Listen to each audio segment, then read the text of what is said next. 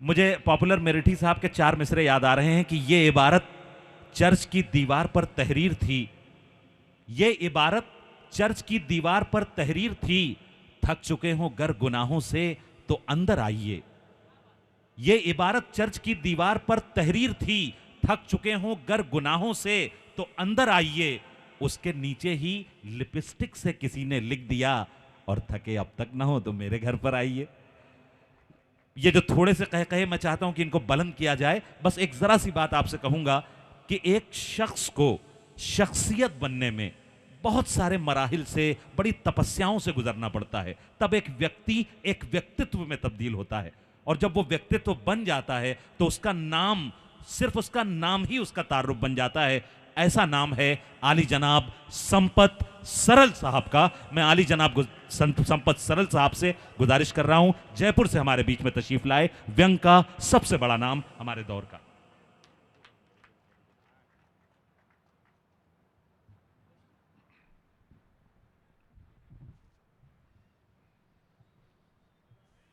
अब वही लोग बचे हैं जो मुझे और सबीना जी को सुनना चाहते हैं, या फिर जो दूसरों के साधन पर आए हैं।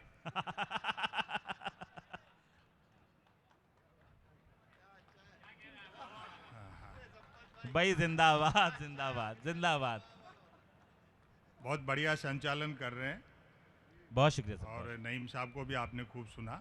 मैं आज के जिनके जन्मोत्सव के उपलक्ष्य में ये कवि सम्मेलन मुशायरा है, ऐतिहासिक भारत जोड़ो यात्रा की धुरी रहे और भारतीय लोकतंत्र के उज्जवल पक्ष के प्रतीक आदरणीय राहुल गांधी जी को जन्मदिन की बधाई और शुभकामनाएं देता हूं। आज देश भर में, हो सकता है दुनिया में कई जगह कई तरह के कार्यक्रम हो, लेकिन संभवतः जैसा मैं आकलन कर पाया, कवि सम्मेलन और मुशायरा सिर्फ यही है उनके सम्मान में। क्या बात है, क्या बात है, क्या बात है। तो इसके लिए अवनी बंसल जी, आप भी बधाई और शुभकामना के पात्र हैं। थोड़ा सा समय आपका लूंगा, उसके बाद में आपको सबीना जी को सुनना है। एक तो भाई मयंक सक्सेना जी, आपने आज कवि और शायरों का चयन बहुत अच्छा किया। जितने लोग हैं सब वैचारिक हैं। आजकल इस तरह के कवि सम्मेलन मुशायरे होते नहीं हैं। क्या करें। मैं तो पिछले दिनों एक कवि सम्मेलन में फंसा। कवियत्री ने सरस्वती वंदना की, माँ मुझे स्वर का ज्ञान दे, और बहुत बेसुरा गा रही थी। मैंने कहा भाई माँ, मैंने कह दिया मांग अपनी जगह, मांग वाजिब है। स्वर अपनी जगह है, मांग वाजिब है। और क्या बढ़िया शायर सुने। आज हम थके नहीं 4 घंटे बैठ कर के भी। हाँ, कुछ लोग कहते हैं संपत सरल जी आपके 2-4 ऑडियो वीडियो क्या घूमे, आजकल आप पैसा बहुत लेने लग गए।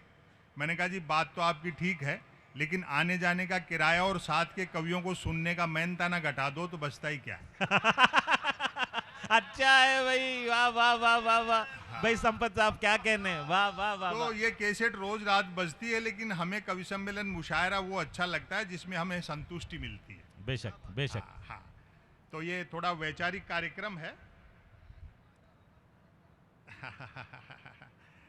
ये मेरी जैसी इमेज है, बना दी ऐसी जैसे मैं एक आदमी का विरोधी हूं।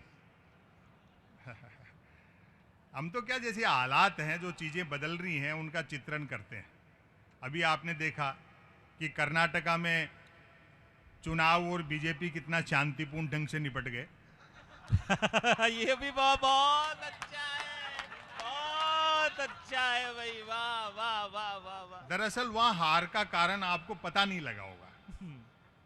प्रधानमंत्री नरेंद्र मोदी जी ने 46 रैलियां की और कपड़े सिर्फ 46 बार ही बदले।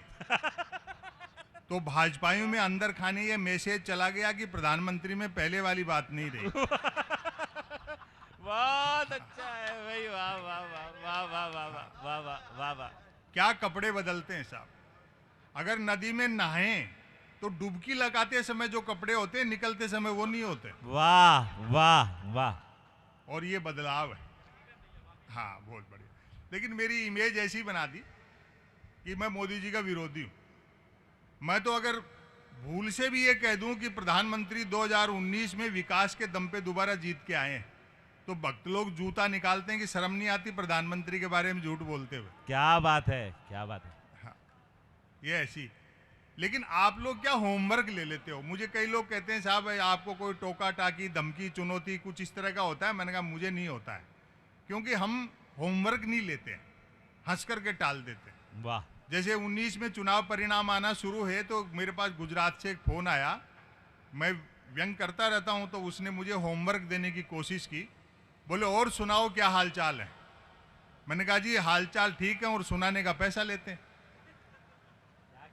होमवर्क क्यों लेना। आप लोग उलझ जाते हो इसलिए गड़बड़ होती है।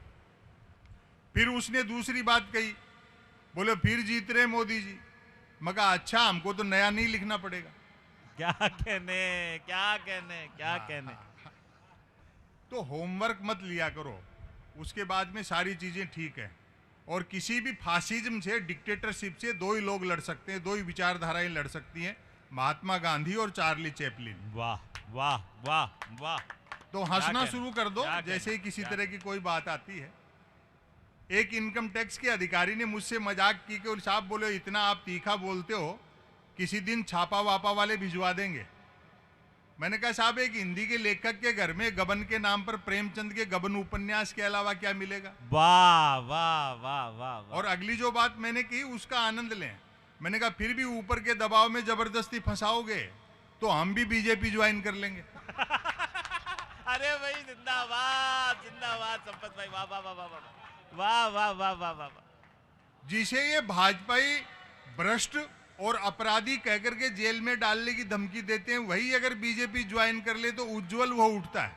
बेशक। शायद यही प्रधानमंत्री की उज्ज्वला योजना है। अरे वाह वाह वाह वाह वाह वाह वाह। जो आपके यहाँ से चलती सरकार को गिरा करके आप ही के लोग दूसरी पार्टी में चले गए थे, तो उन बेचारे भाजपाई कार्यकर्ताओं पर क्या बीती होगी जिन्होंने जिनके कभी पोस्टर फाड़े थे, उपचुनाव में उनके होर्डिंग लगाने पड़े। तो उनका दर्द भी समझो। चीजें धीरे धीरे ठीक हो जाएंगी। मैं एक दो लघु कथाएं सुना करके एक रचना सुना देता हूं, फिर सबीना जी को आपको सुनना है। मीडिया के लोग बैठे हैं क्या? अच्छा ठीक है। ये भी अच्छा है भाई, वाह वाह वाह वाह वाह वाह। नहीं वो दरअसल क्या गलती इनकी नहीं है, ये प्रेस कॉन्फ्रेंस में भी थे तब भी मैंने कही थी। रीजनल जो पत्रकार हैं वो बहुत अच्छा काम कर रहे हैं, लेकिन इन पर भी दबाव है, कुछ बाजार का कुछ ऊपर का। तो ये जो लिखना चाहते हैं वो छपता नहीं है, लिख करके तो ले जाते हैं। तो ये आप लोगों के लिए नहीं है ये सारी, जहां से चीजें बन बिगड़ रही हैं। Breaking news. पता नहीं यहां अखबार किस चीज, अच्छे ही छपते होंगे, मैंने आज देखा नहीं। यहाँ तो तीन चीजों के लिए पढ़े जा रहे हैं, बिजली कटौती, उठावना और राशिफल। क्या कहने। और रोज नए निकलते हैं। एक दिन तो एक अखबार के दफ्तर से दो लोग आके बोले संपत सरल जी नया अखबार लॉन्च कर रहे हैं, आप भी ग्राहक बन जाओ, क्योंकि अखबारों का कोई पाठक तो बनता नहीं, ग्राहक ही बनते। वाह वाह, बहुत अच्छा। 1 रुपए में 16 पेज। और जो मैंने जवाब दिया, मैंने कहा भैया रुपए चाहे एक की जगह 2 ले जाए, लेकिन 16 पेज खाली दे जाए कर।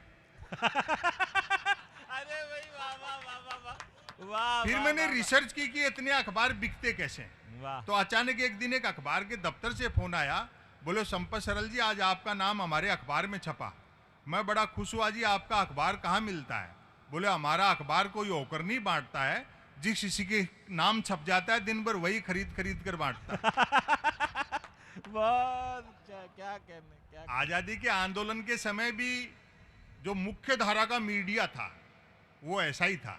जो छोटे जो अखबार थे जो खुद के खर्चे पे पाक्षिक, त्रैमासिक, मासिक नियमित निकलते थे, उन्होंने इस दीपक को जलाए रखा। तो ये हर युग में होता रहता है। इसलिए एक आप लघु कथा सुने, ब्रेकिंग न्यूज। आत्मनिर्भर नामक राज्य में डिजिटल क्रांति भले ही होने को थी, पर न्यूज क्रांति हो चुकी थी। न्यूज चैनल खबरें तलाशते नहीं गढ़ते थे और देते नहीं फैलाते थे। वाह वाह। ब्रेकिंग न्यूज की तो मारामारी रहती थी। अब यहां से शुरू होती है लघु कथा। एक दिन ज्यों ही राजा नहाकर स्नान घर से निकला, त्यों ही एक न्यूज चैनल ने ब्रेकिंग न्यूज दागी, राजा नहाया। दूसरे न्यूज चैनल ने खुशी जाहिर की, राजा आज भी नहाया। तीसरे न्यूज चैनल ने अटकलें लगाई, राजा क्यों नहाया। चौथे न्यूज चैनल ने नई जानकारी दी, राजा पहली बार नहाया। वाह वाह वाह। पांचवें न्यूज चैनल ने आत्मनिर्भरता की पुष्टि की, राजा खुद नहाया। वाह। छठे न्यूज चैनल ने रहस्योद्घाटन किया, इस बार आपकी तालियां उठेंगी। छठे न्यूज चैनल ने रहस्योद्घाटन किया, राजा पानी से नहाया। अरे भाई वाह वाह वाह वाह वाह। सातवें न्यूज चैनल ने ब्रेकिंग न्यूज में गर्मी भरी, राजा गर्म पानी से नहाया। वाह वाह। आठवें न्यूज चैनल ने स्थिति और साफ की, राजा साफ पानी से नहाया। वाह। नौवें न्यूज चैनल ने गुप्त जानकारी दी, राजा स्नान घर में नहाया। और अंतिम है, 10वें न्यूज चैनल ने राहत भरी ब्रेकिंग न्यूज चलाई, राजा आज तो नहाया। वाह वाह भाई, जिंदाबाद जिंदाबाद जिंदाबाद। जैसा जिंदाबाद। समाज में जो विसंगतियां क्या- हैं, जो क्या पाखंड क्या है, कहें? व्यंग्यकार उन्हीं को पूरी पकड़ता पूरी है। मीडिया का पूरा वाह वाह वाह। अब पूरी दुनिया का दृश्य देखें, सिर्फ हिंदुस्तान की समस्या नहीं है। एक नेता और दो पूंजीपति, वो चाहे आप अमेरिका, रशिया और सारा चाइना को छोड़ करके थोड़ा सा आप यही सारा फॉर्मेट आपको देखेंगे।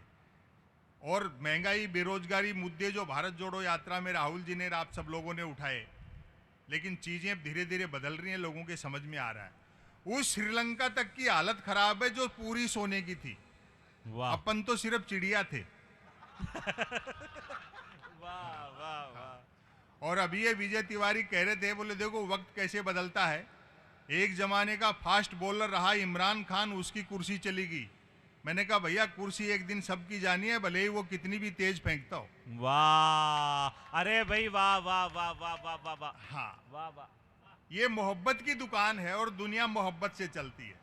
जंगल में जब आग लगती है तो न तो वो बरगद बचते हैं जो हवा को आंधी में बदलते हैं, और न वो बांस बच पाते हैं जो आपसी रगड़ से चिंगारी पैदा करते हैं। वाह वाह। तो दुनिया मोहब्बत से चलती है। भारतीय यात्री भी यहाँ बैठे हैं, 2 दिन मुझे भी चलने का अवसर मिला। वो ऐतिहासिक क्षण था जो मैं समझता हूँ जीवन भर वो अनुभूतियाँ संजो करके रखने की चीजें हैं। भ्रष्टाचार जरूर कम हुआ है, रेट डबल होगी, गारंटी आदि है। व्यापम आप समझते हो मध्य प्रदेश के लोग, मैं आपको समझाता हूं। आवेदन एक ने किया, परीक्षा में दूसरा बैठा, इंटरव्यू तीसरे ने फेस किया, नौकरी मिली चौथे को और करता रहा पांचवा। वेतन छठे ने उठाया और तालियां अब उठेंगी, जबकि छठे की डेथ तभी हो गई थी जब पहले ने अप्लाई किया। क्या कहने। वाह। समय की अपनी सीमाएं हैं, बहुत कुछ सुनाना था लेकिन काफी लंबा समय हो गया। एक रचना मैं आपको सुना देता हूं। जी स्वागत।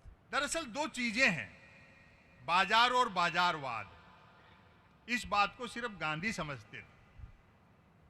दोनों में अंतर यह है, बाजार का मतलब है जरूरत के हिसाब से चीजें बनाना, और बाजारवाद का मतलब है चीजें बना करके जरूरत पैदा करना। वाह वाह। तो वो चाहे युद्ध के हथियार हों, चाहे वैक्सीन का मसला हो, चाहे और कोई चीज़ हो, पहले जरूरत पैदा की जाती है, उसके बाद में चीज पहले बनाई जाती है, जरूरत बाद में पैदा की जाती है। इस बात को गांधी समझता था। और डिजिटल इंडिया क्या जोरदार हुआ है। मैं तो एक दिन दवा की दुकान पे गया, दरअसल तबीयत खराब नहीं थी, एक्सपायरी डेट की दवाइयों पे डिस्काउंट चल रहा था। ये माणिक वर्मा जी का शहर है, व्यंग कैसे समझते हो। वाह वाह वाह वाह। वहां जाकर के पता लगा कि आज धनतेरस है। तो दुकानदार मेरा मित्र था, उसने मजाक कर ली, बोले आज के दिन भी बीमार पड़ गए क्या। तो मैंने बात संभाली, मैंने कहा नहीं बीमार नहीं पड़ा, दरअसल 2 कारण से आया हूं। एक तो धनतेरस है तो कुछ ना कुछ खरीदने का रिवाज है, और दूसरा आज के दिन पूरे बाजार में आप ही के यहाँ सबसे कम भीड़ थी।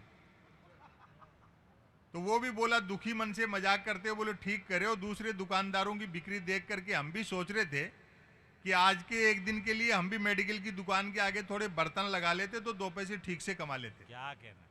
वो 10 दुकान छोड़ करके, सिंह साहब है मेडिकल वाले, वो तो दीपावली पे पटाखे बेचते हैं। वाह।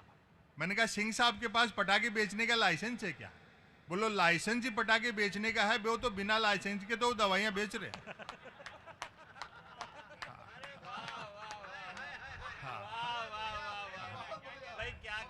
तो मेरे ख्याल से डिजिटल इंडिया आपके समझ गया होगा। एक रचना में आपको अभी एक फिल्म को लेकर के भी बड़ा विवाद हो रहा है। लोग कह रहे हैं साहब कि क्या आदि पुरुष बना दी। मैंने कहा अवसरवादी आदमी ऐसे ही आदि पुरुष बनाता है, जिसके मुंह में भले ही राम हो लेकिन नजर लंका के सोने पर होती है। वाह वाह हाँ। वाह। एक जमाना था बॉक्स ऑफिस पर हिट होगी सिर्फ इसी उद्देश्य के लिए फिल्म बनती थी। अब चुनावी एजेंडा भी रहता है, तो फिर उनसे गलती होनी थी। सामान है नहीं, तैयारी, पढ़ना लिखना, ये सब सोचना विचारना है नहीं। वो जिस उद्देश्य के लिए बनाई थी, सरस्वती ने उनको दंड दिया और वो उस मामले में मात खा गए। और इस मामले में कुछ ज्यादा नहीं कहना, एक रचना मैं आपको सुनाता हूं। एक लघु कथा और सुन लो मेरे मन की आप। जी स्वागत। बाजार और बाजारवाद को ध्यान में रखना और आदि पुरुष फिल्म को भी ध्यान में रखना। ग्लोबलाइजेशन। महल के मुख्य द्वार की दिशा में अपार जनसमूह का शोर सुन राजा राम ने लक्ष्मण से प्रश्न किया, ये कैसी आवाजें आ रही अनुज, कौन लोग होंगे? उत्तर मिला, भगवन सब अयोध्यावासी हैं। जब से राज्य में ग्लोबलाइजेशन आया है, प्रत्येक नागरिक धनुष बाण खरीदने को लोन लेना चाहता है ताकि वह भी सोने का हिरण मार सके। क्या बात है, क्या बात है। तो हम राम के वंशज हैं। बड़ा देर से समझ में आता है कि सोने का हिरण नहीं होता। एक रचना मैं आपको सुना देता हूं जो खूब आप लोगों ने सुनी भी है सोशल मीडिया पे, लेकिन आमने सामने सुनने का एक अलग आनंद है। जी बताओ। मन की बात। फाशिज्म दो चीजें बड़ी इस्तेमाल करता है, धर्म और राष्ट्रवाद। लेकिन राष्ट्रवाद और देश प्रेम में अंतर होता है। देश प्रेम भीतर से पैदा होता है, राष्ट्रवाद ऊपर से थोपा जाता है। बहुत बढ़िया, बहुत बढ़िया, बहुत बढ़िया, क्या बात। अब लोग समझते नहीं है, धीरे धीरे अकल आ जाएगी उनको। वर्तमान परिदृश्य को लेकर के मुझे धर्मवीर भारती के नाटक का एक सीन याद आता है। महाभारत के युद्ध का 18वां दिन है। ये जो भक्त लोग हैं ना, गलती इनकी नहीं है, मैं आपको बता रहा हूं उस नाटक के सीन के माध्यम से। युद्ध का 18वां दिन है, दोपहर बाद का समय। धृतराष्ट्र और गांधारी महल में बैठे इंतजार कर रहे हैं संजय का कि वो आए तो बताए कि दुर्योधन जीवित है या मारा गया। वाह। दो प्रहरी पहरा दे रहे हैं। एक प्रहरी का सवाल और दूसरे का जवाब देखना। दो प्रहरी पहरा दे रहे हैं, अचानक सन्नाटा गिरता और अंधकार बढ़ने लगता है।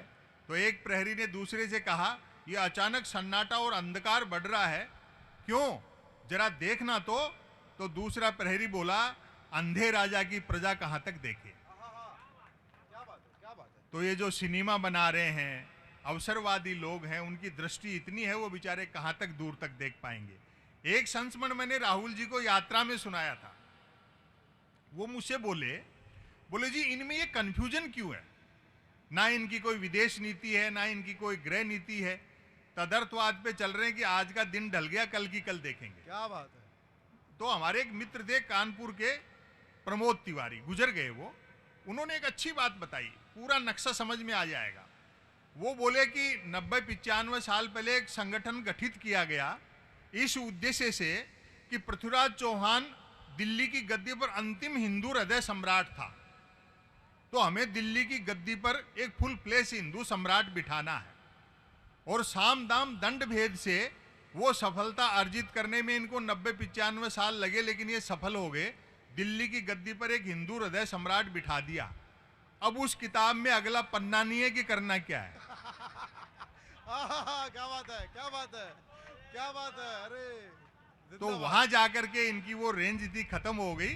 बस अंतिम रचना 5 मिनट की सुना देता हूं। बड़ा अच्छा लगा अवनी बंसल जी, आपने टीम जुटाई और बड़ी कम संख्या में है, लेकिन मात्र शक्ति भी यहाँ है। अगली बार जब कार्यक्रम हो तो महिलाओं को भी साथ लाना, क्योंकि देखो शादीशुदा हो तो पत्नी को साथ रखा करो, वरना मन की बात भी रेडियो से करते फिरोगे। हाँ, मन की बात। शरद जोशी जी गद्य पाठ करते थे, मैं भी उसी परंपरा का निर्वहन करता हूं। ये तो व्यंग के लिए बड़ी उर्वर भूमि है। पास में टिमरनी के हरिशंकर परसाई थे, हरदा के माणिक वर्मा थे, होशंगाबाद के सुरेश उपाध्याय जी। मन की बात। कोई कुछ भी बात करे, बात कुल दो ही प्रकार की होती हैं, एक काम की बात और दूसरी मन की बात। यदि आप मेरी इस बात से सहमत नहीं हैं तो फिर आपकी अलग बात है। मैं ताली वगैरह के लिए कहूंगा नहीं, आप बहुत बढ़िया, अच्छा बहुत सुन रहे हो। बढ़िया। यूं तो बात काम की हो या मन की होती, दोनों बात ही है, लेकिन दोनों में बेसिक डिफरेंस ये होता है कि काम की बात में मन नहीं होता और मन की बात में काम। असल में तो मन की बात की ही इसलिए जाती है ताकि काम की बात नहीं करनी क्या पड़े। बात है, क्या बात है। मन की बात कुछ कुछ वैसी ही होती है जैसे सदैव टू व्हीलर चलाते रहने वाले के कभी व्हीलर हाथ लग जाए तो वह खाली सड़क पर भी हॉर्न बजाते हुए चलता है। आहा, मन की बात एक तरफा होती है जैसे देवता वगैरह मूड आने पर आकाशवाणी कर दिया करते थे। मन की बात एक प्रकार का मौखिक प्रसाद होती है जिसे पाने के लिए भक्तों को हाथों के बजाय कान फैलाने होते हैं। बहुत बढ़िया। मन की बात बिना विषय की होती है क्योंकि वह मन की बात होती है। यदि भूले भटके मन की बात किसी विषय पर आ भी जाए तो भी कोई माई का लाल अंत तक नहीं पकड़ सकता कि मन की बात आखिर हो किस विषय पर रही है। काम की बात अपने काम से काम रखती है, जबकि मन की बात का प्रचार करना पड़ता है कि फला तारीख को इतने बजकर इतने मिनट पर मन की बात होगी। जिंदाबाद, जिंदाबाद। पता लगते ही मन की बात को ही काम की बात मानने वाले उछल पड़ते हैं कि वाह मजा आ गया, फला तारीख को इतने बजकर इतने मिनट पर काम की बात होगी।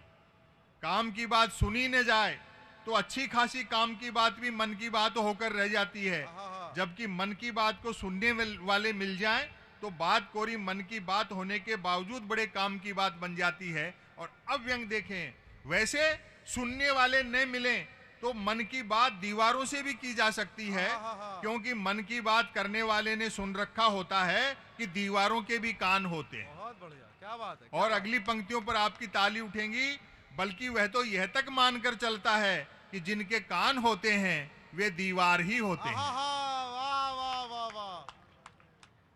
मन की बात अक्सर शुरू यहां से होती है, भाइयों और बहनों। बस इतना सुनते ही मन की बात के मुरीद भाई बहन सांस रोककर मन की बात ऐसे सुनने लगते हैं मानो सुनने के लिए जिंदगी में अब सिर्फ यही काम की बात बची है।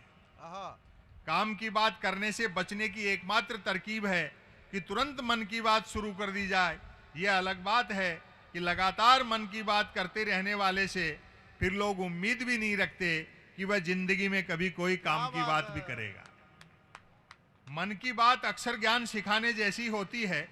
छोटे बच्चों को बिना मात्रा के अक्षर सिखाते हैं, जैसे रतन नल पर चल, रतन झटपट नल पर चल। ऐसी मजेदार मन की बात का नतीजा भी मजेदार निकलता है। सुनने वाले प्रेरित हो, खुद को रतन मानकर उठते हैं, मटका बाल्टी उठाते हैं और न सिर्फ नल की ओर चलते हैं बल्कि नल की ओर झटपट चलते हैं। अब आपकी ताद मिलेगी, वहां पहुंचकर माथा पीटते हैं कि हाय नल से तो पानी नहीं हवा निकल रही है, अर्थात नल तो कमबख्त खुद मन की बात कर रहा है। क्या बात है। श्रोताओं के इस रिएक्शन से प्रभावित होकर मन की बात करने वाला तुरंत अपनी अगली मन की बात शुरू कर डालता है। रतन घर पर चल, रतन झटपट चल, रतन झटपट घर पर चल। मन की बात करने वाला अनजाने में भी काम की बात नहीं करता। वह जानता है कि काम की बात करने से सब काम में लग जाएंगे, तो फिर मन की बात कौन सुनेगा। क्या कहने क्या कहने क्या कहने।